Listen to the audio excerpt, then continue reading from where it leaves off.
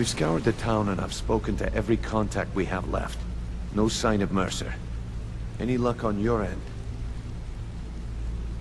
Shore's beard. He's going after the eyes of the Falmer? That was Gallus' pet project. If he gets his hands on them, you can be certain he'll be gone for good, and set up for life. Agreed. He's taken everything the guild has left, and to go after one of the last greatest heists is just an insult. I've spoken to Carlia, and made amends for how the guilds treated her. Now she wishes to speak with both of us. Quickly, we have no time to lose. Until next we meet, lad.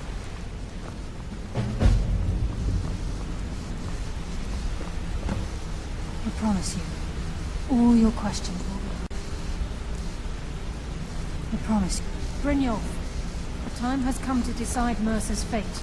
Until a new guildmaster is chosen, the decision falls to you. Aye, lass. And I've come to a decision. Mercer Frey tried to kill both of you. He betrayed the guild, murdered Gallus, and made us question our future. He needs to die. We have to be very careful, Brynjolf. Mercer is a Nightingale, an agent of Nocturnal. And it's all true. Everything I heard in the stories. The Nightingales, their allegiance to Nocturnal, and the Twilight Sepulchre. Yes. That's why we need to prepare ourselves and meet Mercer on equal footing. Just outside of Riften, beyond the southeast gate is a small path cut up the mountainside. At the end of that path is a clearing, and an old standing stone. I'd ask you both to meet me there.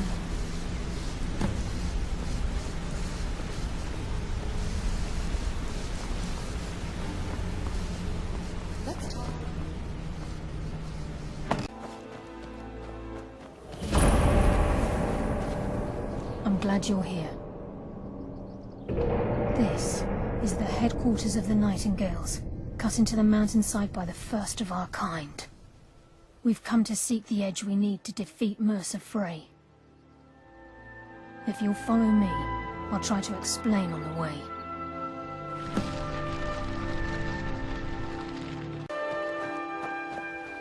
He's just ahead. Please, keep following. He's just ahead.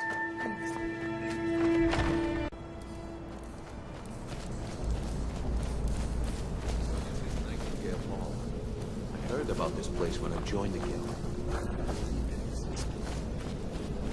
I don't understand right. I'm no priest. I'm certainly not religious. Why pick me?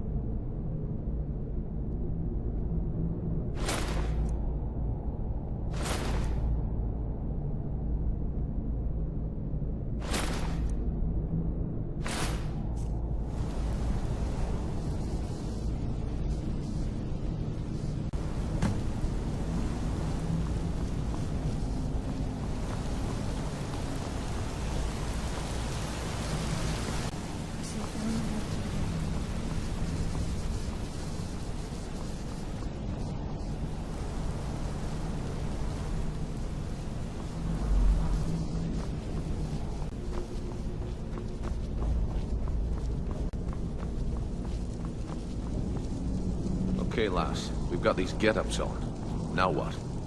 Beyond this gate is the first step in becoming a Nightingale. Whoa there, lass. I appreciate the armor, but becoming a Nightingale? That was never discussed. To hold any hope of defeating Mercer, we must have Nocturnal at our backs. If she's to accept you as one of her own, an arrangement must be struck. What sort of arrangement? I need to know the terms. The terms are quite simple, Brynjolf. Nocturnal will allow you to become a Nightingale and use your abilities for whatever you wish. And in return, both in life and in death, you must serve as a guardian of the Twilight Sepulchre. Aye, there's always a catch. But at this point, I suppose there isn't much to lose. If it means the end of Mercer Frey, you can count me in. What about you? Are you ready to transact the oath with Nocturnal? By transacting the oath with Nocturnal, you're entering into a business deal. You'll be provided all of the power and knowledge befitting a Nightingale. You're free to use those powers as you see fit, to further your own goals, or the goals of the Thieves' Guild. In return, you'll be required to defend the Twilight Sepulchre and everything within when the need arises. More importantly, upon your death, your spirit will be bound to the Twilight Sepulchre as one of its guardians. Once the oath has been struck, the terms are binding. Knowing this, are you ready to undergo the ceremony? Good. After I open the gate, please stand on the western circle. Time's wasting, and Mercer's still out there. Let's get this show on.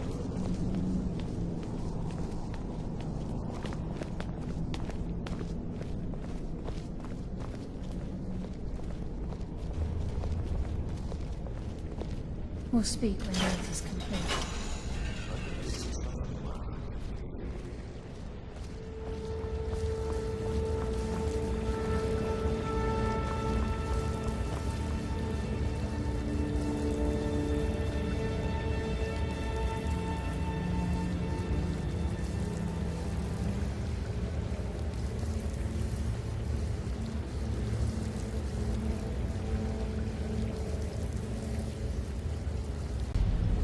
Call upon you, Lady Nocturnal, Queen of Murk and Empress of Shadow. Hear my voice. Ah, Carlia. I was wondering when I'd hear from you again. Lose something, did we? My lady, I've come before you to throw myself upon your mercy and to accept responsibility for my failure. You're already mine, Carlia. Your terms were struck long ago. What could you possibly offer me now?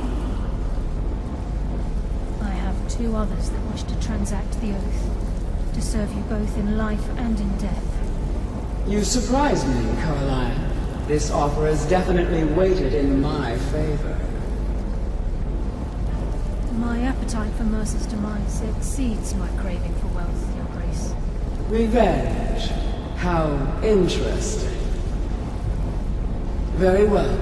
The conditions are acceptable. You may proceed. Lady Nocturnal, we accept your terms. We dedicate ourselves to you as both your avengers and your sentinels. We will honor our agreement in this life and the next until your conditions have been met. Very well. I name your initiates Nightingale, and I restore your status to the same, Carlisle. And in the future, I'd suggest you refrain from disappointing me again.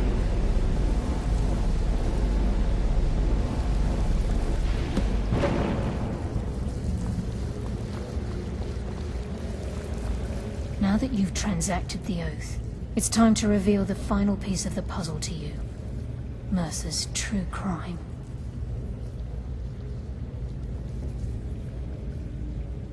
Mercer was able to unlock the Guild's vault without 2 keys because of what he stole from the Twilight Sepulchre, the skeleton key. By doing this, he's compromised our ties to Nocturnal and, in essence, caused our luck to run dry.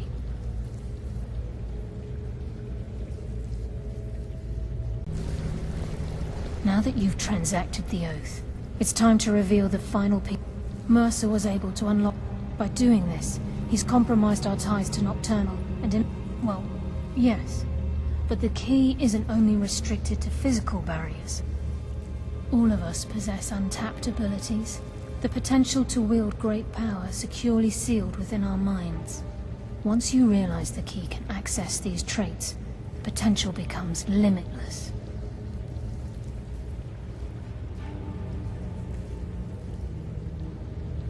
I'm afraid that's impossible. If the key isn't returned to its lock in the Twilight Sepulchre, things will never be the same for the Guild. As time passed, our luck would diminish to the point of non-existence, and whether you know it or not, our uncanny luck defines our trade.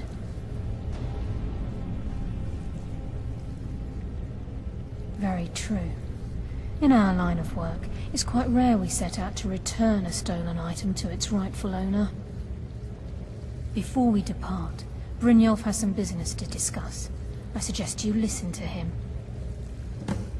Listen, lad. There's one last piece of business we need to settle before we go after Mercer. The leadership of the Guild. Carlia and I had a long discussion before you arrived here. Thanks to your efforts, Mercer's treachery has been exposed. After we deal with him, all that remains is restoring the Guild to its full strength. As a result, we both feel that you have the potential of replacing Mercer as leader of the Thieves' Guild.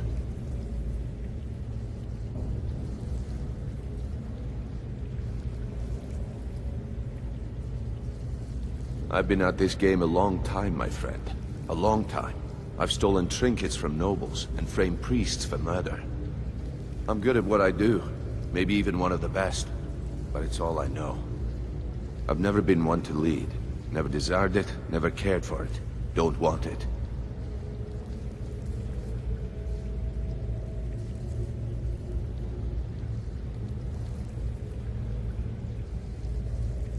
Look, everyone in the Guild admires what you've done. Maybe they won't come out and simply tell you, but I promise you it's true. And now they know Mercer never genuinely cared about the Guild. He lacked the loyalty you obviously possess. I can't think of anyone better. Well, we have a bit of an errand to run before your coronation, so don't get sentimental on me now.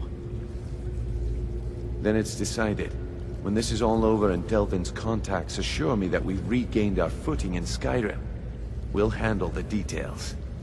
Until then, we have quite the task ahead.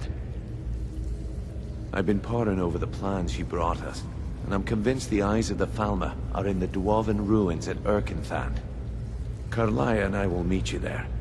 Prepare yourself, lad. This will be a fight to remember.